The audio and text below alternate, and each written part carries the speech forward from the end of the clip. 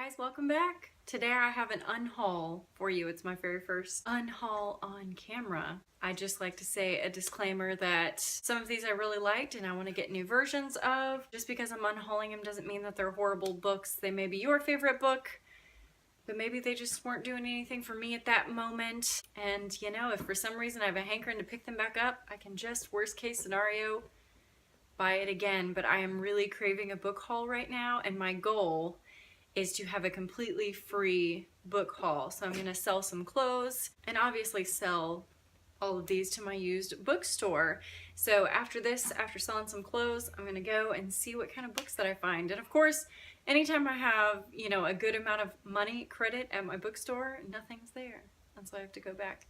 Hopefully that's not the case this time. First, we have a DVD, The Great Gatsby, the new one. I went on a Gatsby kind of frenzy. I decided to reread the book and then watch the original and then watch this one. But now I feel like I've watched it enough where I don't know if I would pick this back up. I think I'm gonna trade this in and see if I can find any other DVDs. Then I'm going to return Miss Peregrine's Home for Peculiar Children, the first one, because the last two are hardback and this is the only paperback, and that weirds me out. I don't like how it looks on the bookshelf. It's just a vain thing. I would like to get the hardback of this version to complete my set. And also the same for George R. Animal Farm. This is one of my favorite books, and I want to get a cooler version. I know that this is just kind of the basic Animal Farm version, but I want to get like a cool version of it. So I'm going to try to find that on Book Depository. Then I have a copy of the U.S. Constitution, which, you know, it's nice to have a physical copy and all, but it is online.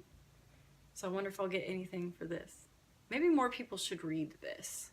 That would be cool. So another book that I'd like to get a better version of is In Order to Live. I don't really particularly care for this book cover. I just wanted to read it, and that's what was available.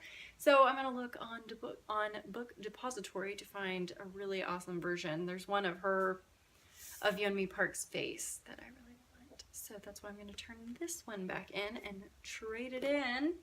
The same with Cloud Atlas. I do not like movie book covers. I got this in college and I loved this book, so I want to reread it, but I don't like movie cover books. But it is a nice floppy version. I'll give it that. But I mean, I love you, Tom Hanks, but I'd rather have a cool version of Cloud Atlas. Very vain. And this one was in our L Crate box. It is Daughter of the Pirate King by Trisha Levenseller. I'm really horrible at saying book author names. This came in our L Crate, and to be honest, I'm just really not a fan of pirates and open seas and ships, and it's not really my bag. And you know, sometimes you want to jump out of your comfort zone, but I feel like that this would just keep getting pushed and pushed and pushed down my TBR. So even though I love L Crate, I just don't really have an interest in this one. So I'm sorry if this was your favorite book and I'm just not giving it a chance, but I just don't see myself wanting to pick it. And another L Crate book is Fire and Stars, which I feel like I really wanted to read at one time, but I guess it's kind of, I don't know, it just keeps sitting on my bookshelf and keeps getting pushed down my TBR as well.